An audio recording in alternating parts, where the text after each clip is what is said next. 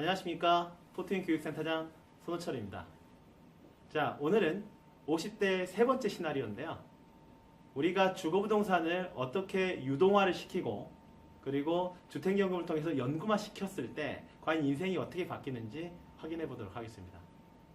자, 본격적으로 들어가기 전에 로버트 머튼 교수를 한번 이제 소개시켜 드리고 싶은데요.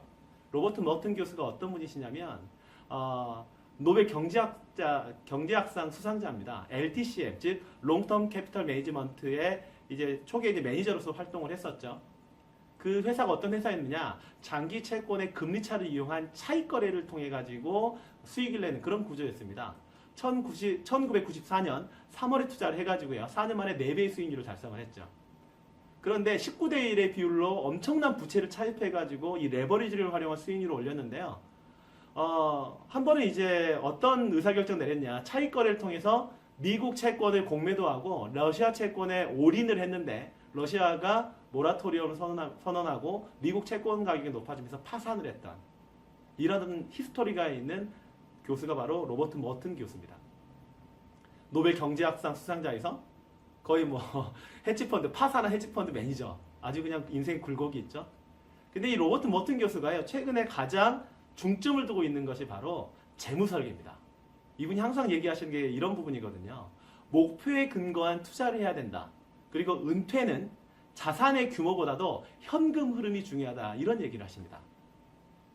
본인이 원하는 은퇴 소득을 얻으려면 어떻게 해야 되느냐? 이 로버트 머튼 교수가 하시는 말씀 매우 당연한 얘기예요. 어떤 얘기를 하느냐? 더 오래 일하거나 더 저축하거나 더 위험을 감당해야 된다라고 얘기를 하죠. 그런데 이분이 한국에 와서 주택연금을 보시더니 아주 극찬을 하셨어요. 즉 사용자산을 은퇴자산으로 인출하게 만드는 이런 제도가 있었구나. 즉 우리가 은퇴생활의 질을 높이려면 주택을 다운사이징 하고요. 주거부동산을 연금화시키는 것이 매우 중요한데, 자, 이렇게 시나리오를 바꿨을 때 인생의 결과치가 어떻게 바뀌는지 포트윈을 통해서 보여드리도록 하겠습니다.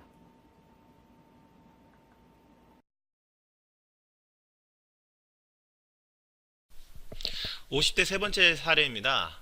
두 번째 사례 시뮬레이션에서 즉시연금을 선택하지 않고 투자부동산을 선택하면서 순자산이 플러스 0.2억 원에서 플러스 1.4억 원으로 늘었습니다. 자, 이런 상황에서 6억 원에 달하는 주거부동산을 다운사이징하고 주택연금을 가입하게 되면 보다 더 여유로운 은퇴생활이 가능할 것 같은데요. 주거부동산을 유동화하면 인생 결과값이 어떻게 달라질까요? 자, 포트윈으로 보여드리겠습니다. 자, 포트윈 화면으로 들어왔습니다. 현재 상태에서 현금 흐름을 보게 되면요, 인생 2구간에 마이너스 0.5억 원, 3구간에 마이너스 1.1억 원, 그리고 이제 4구간에 마이너스 0.3억 원의 이제 자금이 이제 감소하는 것을 확인하실 수가 있는데요. 자산을 유동하고 생활 수준을 만약에 높인다라고 했을 때 현금률이 어떻게 바뀔까요? 이 부분을 좀 보시면 좋을 것 같은데요. 먼저 그 주거부동산을 유동화시켜 보겠습니다. 거주부동산을요. 6억 원이 있는데 이것을 이제 일단 매각을 하고요. 3억 원의 주택을 구입하도록 하겠습니다. 그리고 주거부동산이 이런 식으로 이제 매각이 되니까 현금흐름이 반영이 됐고요.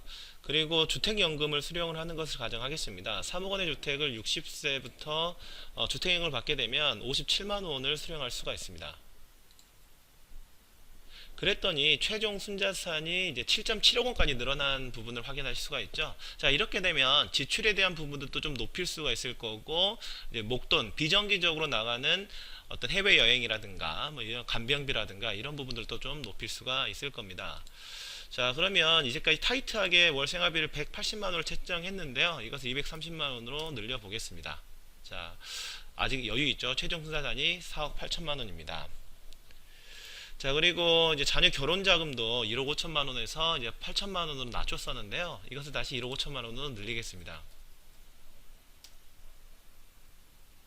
자, 간병비도 원래는 1억 원을 책정했다가 7,500만 원 낮췄는데 이것도 원 상태대로 1억 원으로 책정을 하고요.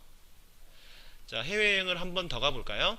자, 60세 시점에 일단 1,000만 원이 아니라 2,000만 원의 해외여행을 가고, 그리고 해외여행을 한 번 더 가겠습니다. 자, 65세 시점에요. 마찬가지로 2천만 원을 들여서 해외여행을 가도록 하겠습니다. 자, 이렇게 됐더니 최종 순자산이 아직까지도 플러스 3.2억 원으로 늘어나 있는 부분들을 확인할 수가 있습니다. 그렇다면 현금 흐름이 어떻게 바뀌었을까요? 자, 기존과 비교해서 거의 차이가 없는 부분들을 확인할 수가 있습니다. 2기가 마이너스 0.5억 원이었는데 마이너스 0.6억, 그리고 3기가 마이너스 1.1억이었는데 마이너스 1.2억이었습니다. 4기는 마이너스 0.3억 같습니다. 즉 생활비를 높이고 목돈 지출을 늘렸지만 주거부동산을 적절하게 유동화시키고 주택연금 가입을 했죠. 이렇게 했더니 현금 흐름은 기존과 거의 동일한 것을 확인하실 수가 있습니다. 자, 주택을 다운사이징 하고요. 그 돈을 투자를 하고 사용자산을 주택연금으로 받았더니 어떻게 결과가 나왔나요? 놀랍지 않습니까? 이전 시나리오대로 봤을 때 플러스 1.4억 원이었는데요. 현재 주거부동산을 팔고 다운사이징을 하고 주택을 사서 이걸 연금화 시켰더니 플러스 1.4억 원에서 플러스 7.7억 원으로 6억 원이 넘는 돈이 증가를 했습니다. 그랬더니 내가 지출한 은퇴생활의 질 자체를 좀 높여도 문제가 없었죠. 생활비에 대한 규모도 좀 높이고요. 자녀 결혼자금에 대한 어떤 규모도 높이고 간병비, 해외여행에 대한 목표를 상향했음에도 불구하고 최종적인 순자산 결과가 플러스 3.2억 원이 나왔습니다. 즉 사용자산에 대한 인출 전략을 어떻게 세우느냐에 따라서 은퇴 후 삶의 질이 이렇게 차이가 나는 거죠. 50대 분들한테 이렇게 말씀드리고 싶어요. 그동안 너무 열심히 살아오셨는데 이제 좀 쓰고 가시라고요. 자, 그렇다면 이 가정의 경우에는 보유하고 있는 포트폴리오는 어떻게 바꾸는 게 좋을까요? 자, 다음 시간에는 그 부분에 대해서 한번 설명드리도록 하겠습니다.